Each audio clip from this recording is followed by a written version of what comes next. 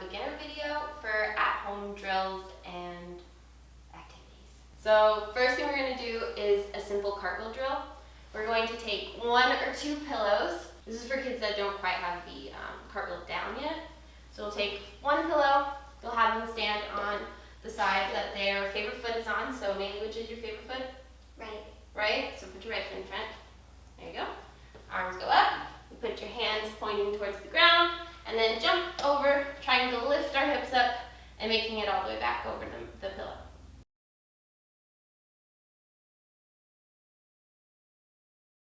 Now, if we're going to be helping our students with their cartwheels, we're going to have them put their favorite foot in front. You're going to get on your knees. So you're going to get on your knees. You're going to have them place the right foot in front. Arms go all the way up. You're going to grab waist if you're helping. Grab the waist, have them reach down to your knees, pointing their hands to their knees, grabbing legs, lifting up, and coming back over. So you want to grab hips, then kind of like bottom of, or top of the thigh. So try one more time, Maley. Favorite leg in front, arms go up, reaching fingers to my knees, grabbing legs, lifting up, and over. Just like that. So if your student already has their cartwheel or they're looking pretty good at it, you can just look at their cartwheel. So favorite foot in front, arms strong up, reaching to the side, big kick up, and over. Okay.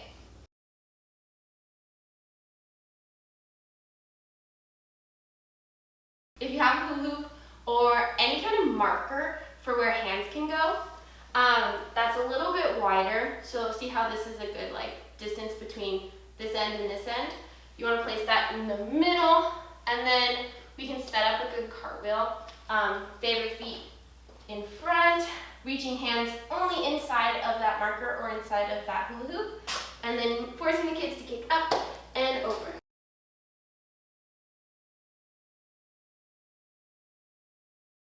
If you have a student who can already do a really good cartwheel, you can try to have them reach past the marker or the hula hoop, and this is helping with favorite foot outside still, but you want your hands way over here. A lot of kids struggle with putting their hands flat on the ground, so we want to get them reaching out and over, so that way when we start doing running cartwheels, they're really hurdling far.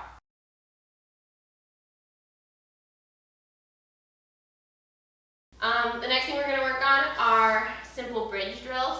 So we are going to have our students lay on the floor, on their backs, with their knees pointing up, feet kind of together. Hands are going to be right by their ears, fingers pointing towards their toes. And you want arms to be kind of close to their shoulders and elbows in.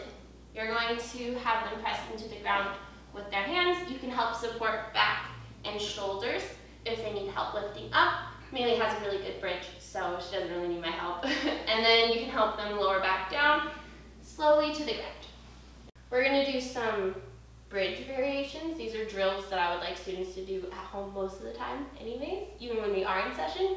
So let's have you lay flat on your back, Maley.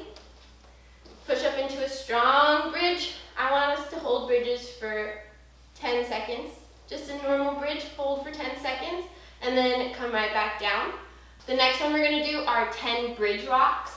This one's a little bit tricky. You have to rock your shoulders all the way past your head 10 times. So push up into a bridge, nice and pretty. You want to rock forward and back, keeping your arms really strong. This one's a little harder. Forward and back. This is going to really help with their shoulder flexibility and also in getting to that motion of standing up and rolling back onto their hips. Good. Try to make sure our arms are in. The next one is a little bit tricky. This one will help with balance as well as hip flexor strength. So we're going to push up into a bridge, and we're going to hold 1 foot in the air, nice and strong. 1 foot. Try to keep it as straight as possible. And you're going to hold that for 10 seconds. And you want to do both feet so that way you don't have one stronger than the other. Next thing we're going to do are simple back bends. This is another thing you guys can easily spot at home. You're going to have your students start facing out towards a wall, arms go up. You want them to make sure they're looking at their fingers as they fall all the way to the ground. You take one hand, place it on their shoulder blades, the other hand right here by their waist. You help them lean back, looking at your fingers, arms more back, and lower them to the ground. Good. And then you can help them come down just like this. Arms up tall, reaching back, watching your fingers hit the floor.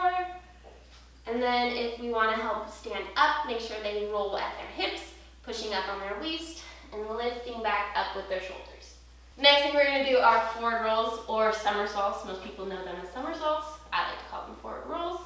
You're going to start with your feet together, arms reaching tall to the sky.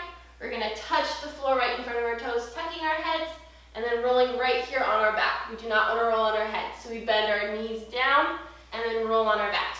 Going back, back, back. Good, and stand up. Awesome. We want to try to stand up with our feet together.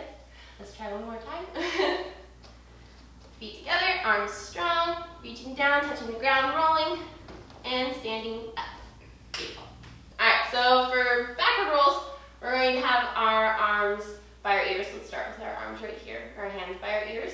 We're going to keep our elbows in. We're going to sit down to our bottoms, roll backwards, lift up, and over.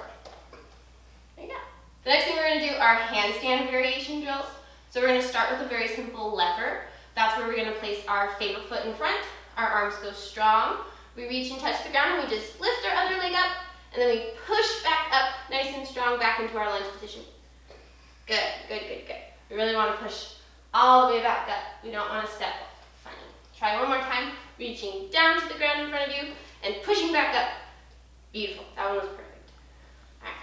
The next thing we can do is add a little hop. This becomes more of a donkey kick. You just reach down to the ground, lift that leg up, and come back down. So she had a little bit of a hop with that post leg, and that creates more of a half of a handstand. And then we can go to a full handstand. If we're going to be spotting a full handstand, we want to be right there next to our student, reaching down, grabbing one leg, grabbing hip, lifting up, and then helping them come all the way back down after their feet touch at the top. All right, one more time. If they're more advanced, you don't have to grab hip and waist. You can just grab foot at the top and help them lift up. Hold, hold, hold, nice and strong, and then come back down. Good, come down nice and great. The next thing we're gonna do is a handstand fall to bridge. This is for kids who have a really, really good handstand all on their own. You're gonna have them kick all the way up to a handstand. You spot this handstand almost the same way, but you wanna make sure you have them at their waist. Lower them down to the floor into a bridge, and then we can have them come down. Next thing we're going to do is a back bend kickover. We're going to have our arms strong, reaching back just like we do for a back bend. Then we want to switch our arm so we can help legs kick up and over. Spotting just like you do for a back bend.